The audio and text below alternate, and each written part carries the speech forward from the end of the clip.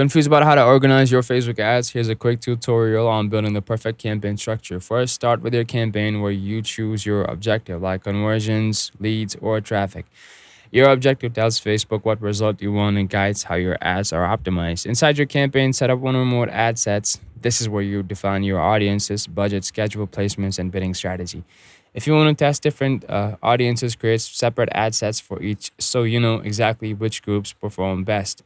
Finally, inside each ad set, create your ads. These are your actual creatives, image, videos, headlines, and text.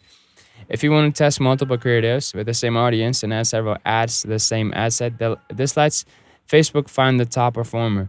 A simple, effective structure starts with one campaign, two or three ad sets with different audiences, and two to three ads in each ad set. This setup makes it easy to see what's working and optimize your budget. Remember, don't mix too many objectives or audiences in one campaign. Keep things organized, gives you clearer data and better results. Like, subscribe, and comment if you like more tutorials on setting up profitable Facebook campaigns.